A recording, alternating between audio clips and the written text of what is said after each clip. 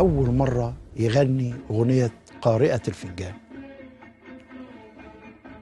فأنا يوميها رحت له، بروح له قبل الحفلة بحوالي مثلا، بروح له الساعة 7:30 8، بيكون نايم، يصحى من النوم ياخد شاور يفطر بتاع، واخش اجهزه، ويجي الاستاذ محمود لبيب يعمل له شعره، او تيجي السيده فاطمه بكري تعمل له شعره، وبننزل. انا كنت اصطحبه لغايه المسرح، كنت احب اروح معاه المسرح واحب اتفرج عليه وهو بيغني في اليوم ده انا دخلت له على غرفه نومه، لقيته شعره المتهدل ده صباح الفل يا استاذ، مبروك الاغنيه الجديده وبتاع. فبص لي كده قال لي الله يبارك فيك. يلا ابتديت احط حاجتي وابتديت اشتغل. فجه عبد الرحيم. دايما انا كنت متعود مع كل المطربات والمطربين اللي اشتغلت معاهم ان بيبقى يوم الحفله لايف، بيجيب الشريط بتاع الاغنيه، بيكون سجل الاغنيه وانا بعمل مكياج بيقعد يسمعها قبل ما يطلع الحفله.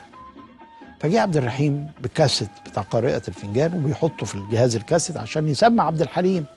لقيت عبد الحليم قال له لا لا لا لا، مش عايز اسمع حاجه. قلت له يا استاذ. قال لي انا مش عايز اغني الاغنيه دي، والله ما عايز. الله يسامحك يا نزار، هو اللي قاعد يزن على دماغي، دي اغنيتك يا عبد الحليم، اغنيتك يا حليم، ما فيش حد غيرك يغنيها، ما فيش حد هيحسها غيرك. انما ما اعرفش، مش قلبي مقبوض منها يا محمد. قلت له يا استاذ دي غنوه زي الفل وغنوه جميله وان شاء الله ربنا يكرمك.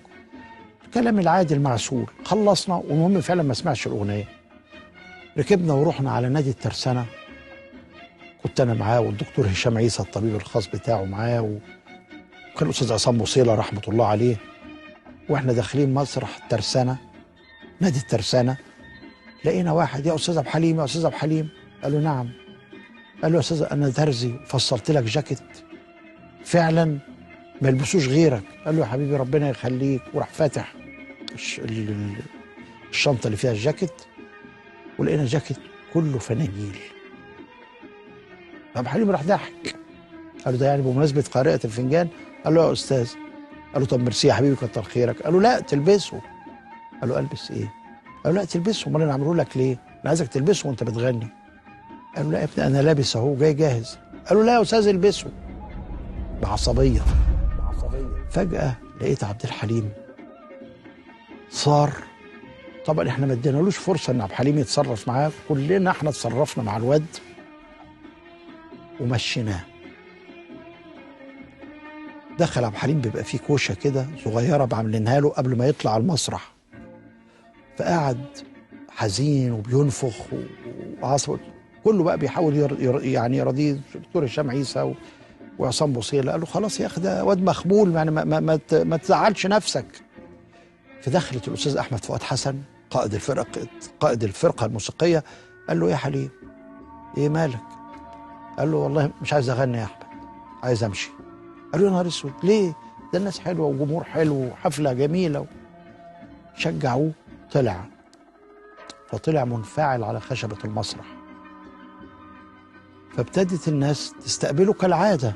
على فكره ما كانش اوفر، هو اللي كان من جواه بتنشن ومتعصب من الحاجه اللي حصلت له، وخايف من الاغنيه اللي هيغنيها، خايف من عواقبها. ده هو اللي حاسس، مش احنا اللي حاسس. احنا بنسمع لحن جميل، انما اللي بيغنيها بقى حاسس بكل ما وراء كل جمله مكتوبه في شعر هذه الاغنيه. دي واحده بتنذر قارئها بالموت وبالدمار. كلها اغنيه تعتبر فيها اكتئاب وفيها رؤيه مستقبليه سودة. كان حاسس هذا الاحساس وشايف هذا الاحساس. طلع على المسرح، ابتدت الناس تصفر، فابتدى يكلمهم يقول لهم الغنوه دي صعبه، الغنوه دي عايزه سمع، الغنوه دي يا اخوانا عايزه اهتمام بالسمع، مش غنوه تهريج. برضه ابتدت المقدمه الموسيقيه قبل ما يغني، ابتدت الناس في حاله هيجان، وابتدت الناس في حاله ثوره، وابتدت في حاله تصفير. فقال لهم في ايه؟ ايه حكايتكم؟ لو بتعرفوا تصفروا انا كمان بعرف اصفر اهو، وراح مصفر. انا لقيت الجو متوتر، وعمرها ما حصلت في حفله لعبد الحليم حافظ في حياته. وغنى هذه الاغنيه، وكانت اخر اغنيه في حياه عبد الحليم. بالفعل احساسه اللي كان جواه ان الاغنيه ديت فعلا أغنية الشوق مع علي، أغنية الشوق مع علي. أحلى الأقدار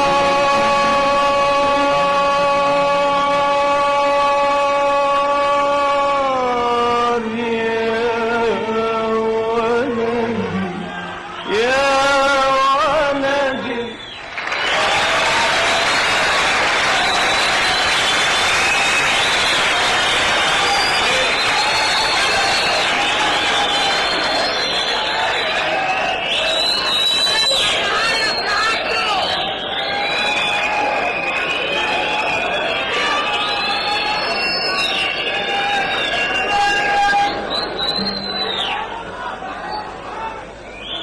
انا على فكرة كمان انا بعرف اصفر وبعرف اتكلم وبعرف ازعق. ها